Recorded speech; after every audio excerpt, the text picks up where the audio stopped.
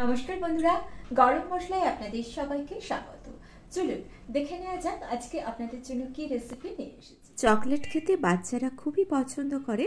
আজকে বাচ্চাদের কথা ভেবেই চকলেট দিয়ে একটা রেসিপি নিয়ে চলে এসেছি। তবে বাচ্চাদের সাথে সাথে বড়রাও কিন্তু এই রেসিপিটা খুবই পছন্দ করবে। নিয়ে এসেছি চকলেট লাভা কেকের একটা রেসিপি। দেখুন, কেক কাটার পর ভেতর থেকে গরম লাভা কি সুন্দর বেরিয়ে আসছে, যেটা আমরা নামি দামি কেক শপ থেকে কিনে খাই।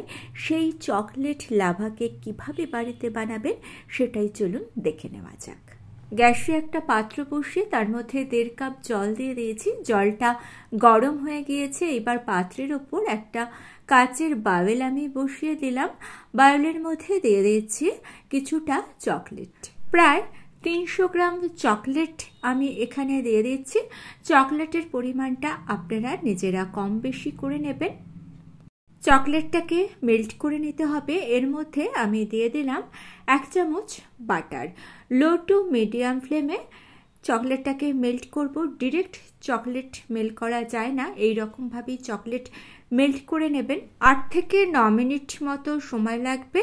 দেখুন, চকলেটটা 8-9 মিনিটের মধ্যে মেল্ট হয়ে গিয়েছে। ইচ্ছে হলে মাইক্রো ওভেনে মেল্ট করতে পারেন, সেক্ষেত্রে সময় অনেকটা কম লাগবে। মাইক্রো ওভেনে চকলেট দিয়ে সামান্য একটু দুধ দিয়ে দেবেন, 1 থেকে 2 চামচ মতো। দেখবেন 1 মিনিট থেকে 2 মিনিটের মধ্যে চকলেট মেল্ট হয়ে যাবে। মেল্টেড চকলেটটাকে ঠান্ডা করে নিচ্ছি। অন্যদিকে কড়াইয়ের মধ্যে নিয়ে নিলাম 3 কাপ লবণ।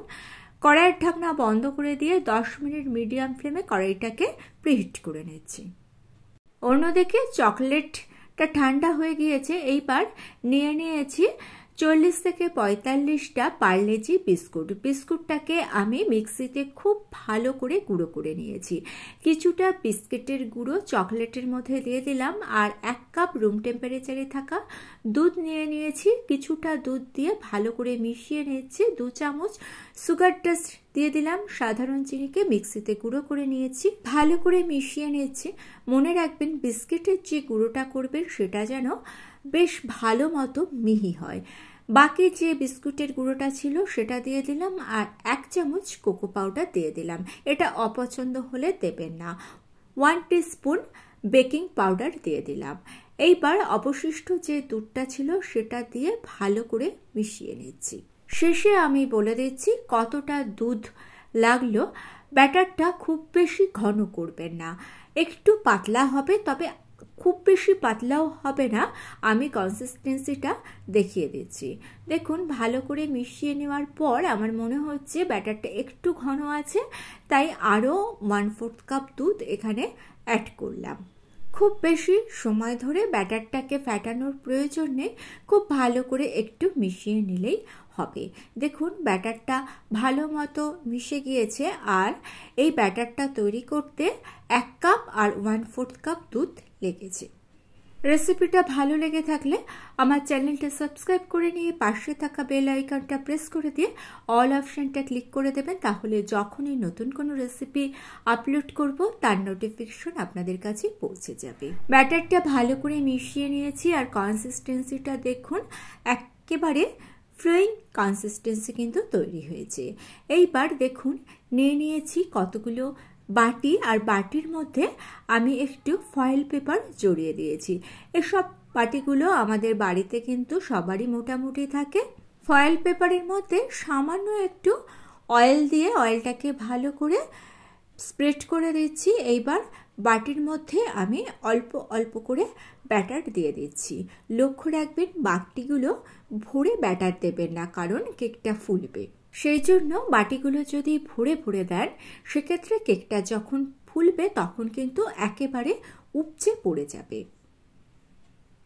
আর ফয়েল পেপারটা কেন দিয়েছি আপনাদের একটু বলে দিই। কেকটা যেহেতু গরম বের করা হবে, তাই ফয়েল পেপার দিয়ে দিলে বের করতে সুবিধা হবে, না হলে গরমটা হাতে লাগবে। ব্যাটারগুলো বাটির মধ্যে দিয়ে এইবার কিছুটা চকলেট আমি এর মধ্যে দিয়ে দিচ্ছি। ইচ্ছে হলে কিন্তু এর থেকে বেশি চকলেটও আপনারা দিতে পারেন, আর চকলেট যত বেশি দেবেন এর টেস্ট কিন্তু ততটাই ভালো আসবে। কাঁটা চামচের সাহায্যে চকলেটগুলোকে ভেতরের দিকে একটু ডুবিয়ে দিলাম। এইসব কাজগুলো করতে করতে কিন্তু কড়াই আমাদের প্রিহিট হয়ে গিয়েছে। এইবার কড়াইয়ের ঢাকনাটা আমি খুলে দিচ্ছি আর এই কড়াইয়ের মধ্যে বসিয়ে দেবো একটা খাবার রাখা স্ট্যান্ড। দেখুন খাবার রাখা স্ট্যান্ডটা বসিয়ে দিয়ে এর মধ্যে একটা থালা বসিয়ে দিচ্ছি। লক্ষ্য রাখবেন থালাটা একটু মোটা হলে ভালো হয়। থালার মধ্যে কেকের বাটিগুলো আমি এক এক করে দিয়ে দিচ্ছি। কড়াইয়ের ঢাকনা বন্ধ করে দেব আর কেকটাকে মিডিয়াম ফ্লেমে আমি বেক করে নিয়েছি। দেখুন ঢাকনার ওপর যে ছিদ্রটা আছে সেটা একটা আটা দিয়ে বন্ধ করে দিলাম। কখনোই হাই ফ্লেমে কিংবা লো ফ্লেমে বেক করবেন না, তাহলে কিন্তু ভালো মতো বেক হবে না। 25 মিনিট পর আমি কড়াইয়ের ঢাকনা খুলে দিয়েছি। উপর থেকে দেখুন কেকটা একেবারে শুকনো হয়ে গিয়েছে, তার মানে কেকটা রেডি হয়ে গিয়েছে। আর সাঁড়াশি দিয়ে এইরকমভাবে নাড়া দিলে বোঝা যাচ্ছে ভেতরে একটা কিছু নড়ছে, তার মানে কেকটা পুরোপুরি রেডি হয়ে গিয়েছে। খুব সাবধানে কেকগুলোকে আমি একটা প্লেটের ওপর তুলে নিচ্ছি। 2 থেকে 3 মিনিট মতো একটু ওয়েট করলাম, প্রচণ্ড গরম ছিল, ধরা যাচ্ছিল না। এইবার কেকটাকে আমি আস্তে করে বার করে নিচ্ছি, এখনও গরম আছে। কেকের ভেতর লাভাটা কতটা ঠিকঠাক হয়েছে এবার চলুন আপনাদেরকে দেখিয়ে দিই। হাত দিয়ে আমি বার করতে পারছিলাম না, তাই একটা ছুরি নিয়ে নিয়েছি।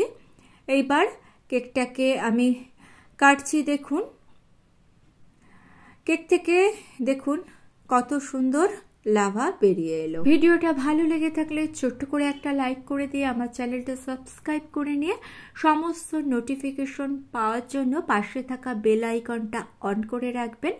আর বাড়িতে অবশ্যই এরকমভাবে একদিন চকোলাভা কেক বানিয়ে ফেলুন, আশা করছি ভালো লাগবে। তাহলে আজকে এই পর্যন্তই, ভালো থাকবেন, সুস্থ থাকবেন।